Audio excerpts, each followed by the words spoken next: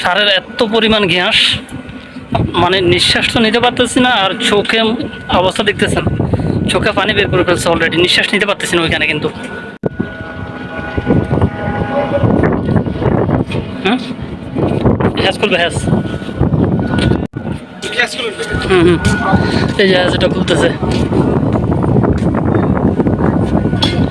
Automatically খুলে যাবে, একবারে লোড ফুল। সেও কিন্তু পুরাই লোড, একবারে মুখ ভর্তি যাবে। যে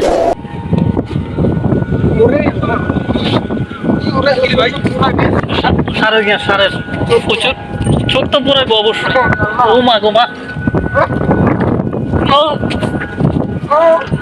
ও ভাই রে ভাই, উফ হ্যাজ খুলছে না সারের গ্যাস, মানে অবস্থা খারাপ করে লাইতেছে। কি হয়েছে আবার? টাকা ডিউটি করা পর্যন্ত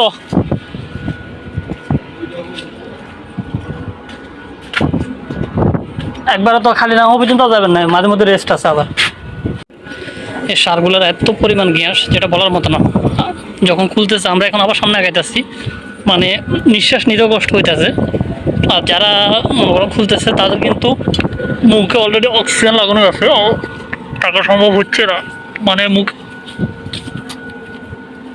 সম্ভব না, মোর আসার কোনো উপায় নেই। সারের এত পরিমাণ গ্যাস, মানে নিঃশ্বাস তো নিতে পারতেছি না। আর চোখে অবস্থা দেখতেছেন, চোখে পানি বের করে ফেলছে অলরেডি, নিঃশ্বাস নিতে পারতেছি না ওইখানে কিন্তু। টোটালি এত, মানে সারের কি পরিমাণ গ্যাস ওইটা আপনারা না থাকলে হয়তো বোঝানো সম্ভব না, উপস্থিত থাকলে তাহলে হয়তো বুঝতে পারতেন। এত পরিমাণ গ্যাস।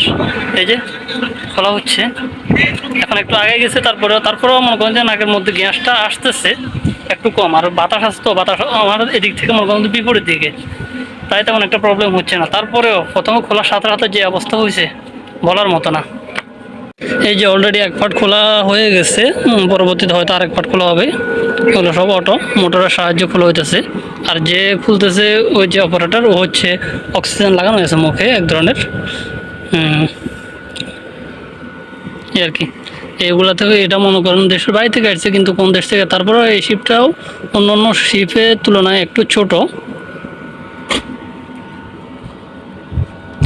আমাদেরও এখনও কাজ চলতেছে না, হয়তো আজকে রাত এখানে পার হবে, কালকে সকালে হয়তো এখান থেকে যেতে পারবো। তারপর হয়তো যশোরের উদ্দেশ্যে রওনা হব। খুলনা যাই না, যশোর গেলে তো এই খুলনা হয়ে তারপরে যাইতে হবে। এই যে এবারে পরের পাট খুলবে। এই যে এগুলো দেখতেছেন ইউরিয়া সার, সব মানে বোঝা যাচ্ছে না, একদম ফ্রেশ মাল। সার মাল বলতেছে, আর কেউ মাইন্ড করেন না। এই ক্যারেনগুলোর সাহায্যে আমাদের জাহাজগুলো লোড হয়, এই আর কি। তো এখানে মনে করেন যে আপনার অফ নাই, অল টাইম কাজ চলবে, টানা রানিং, রাত দিন 24 ঘন্টা। ডিউটির লোক, ওই যে ক্যারান অপারেটর, সব ভাগ আলাদা আলাদা ভাগ আছে, রেস্টের সময় আছে। তারপর ওরা এখানে থাকবে কমপ্লিট, এই শিপটা খালি না হওয়া পর্যন্ত ওরা এখান থেকে যাবে না। যখন খুলতেছিল আমার অবস্থা খারাপ হয়ে গেছিলো একদম, মানে চোখ দিয়ে পানি বেরিয়ে গেছে। অন্য অন্য শিপের তুলনায় এই শিপটা অনেকটাই ছোট, যতটুকু দেখতেছি আর কি। অন্য অন্য শিপগুলো আরও বড় থাকে।